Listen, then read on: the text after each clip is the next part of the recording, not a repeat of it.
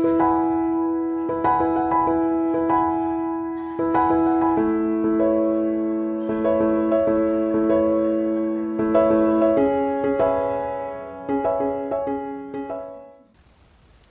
guys, next we're going to be going into the ratio analysis for Coty. We're going to take a look at some of their financial statements and see what's going on internally.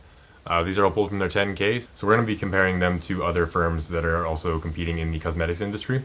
And because some of them are much smaller and some of them are much larger, we're doing ratio analysis. So this gives us a good way to compare them even if they are different sizes.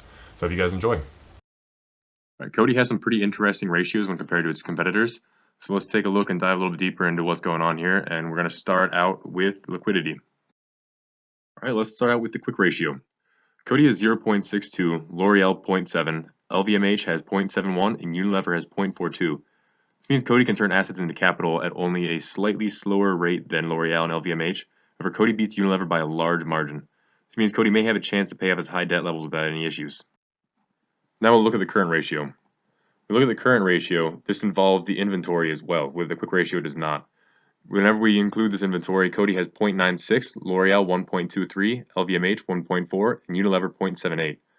This means that if Coty is able to actually end up getting some of their inventory out, even with their supply chain issues, Coty has a decent chance of being able to pay off their debts coming up.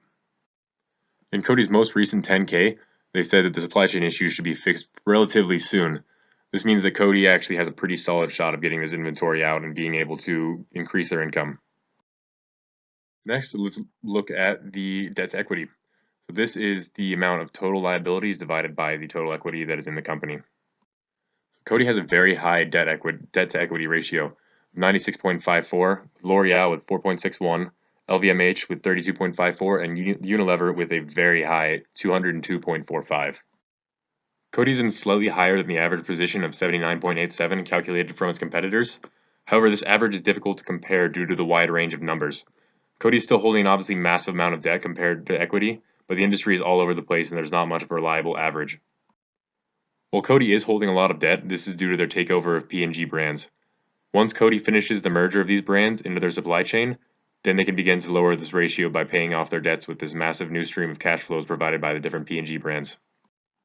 Next is the equity multiplier.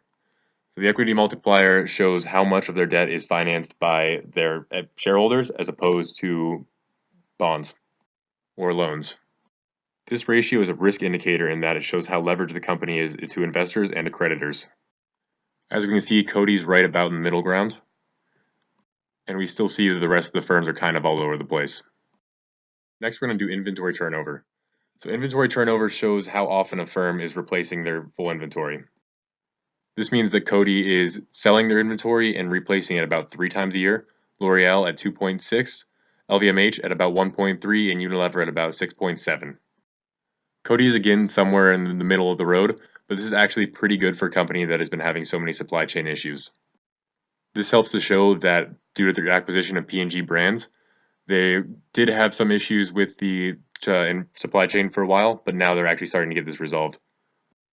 It's still nowhere near Unilever's massive 6.7 times a year turnover, but it's still pretty good for a company that's having so many issues.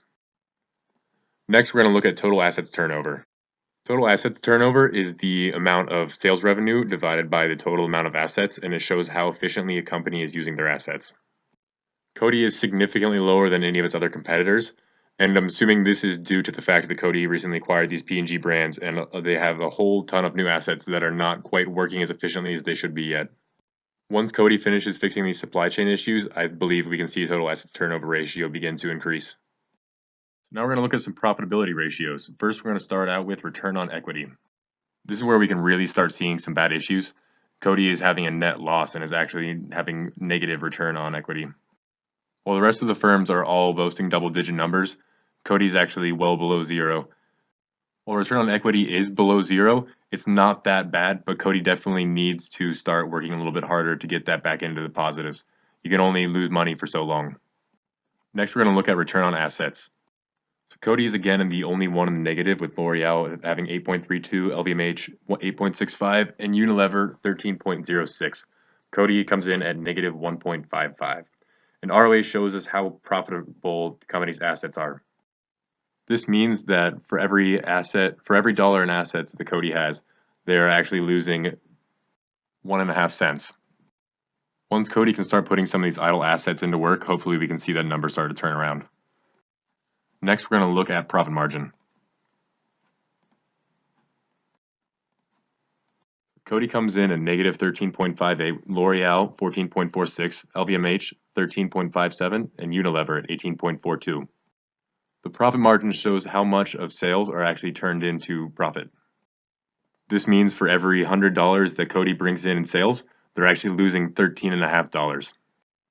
For a company raking in billions of dollars a year, this can become very bad very quickly.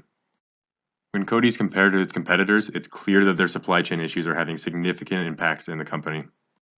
If the executives are right and the supply chain issues are sorted out soon, Coty can hopefully begin to turn around and actually start bringing in a profit with the assets it has sitting idle right now.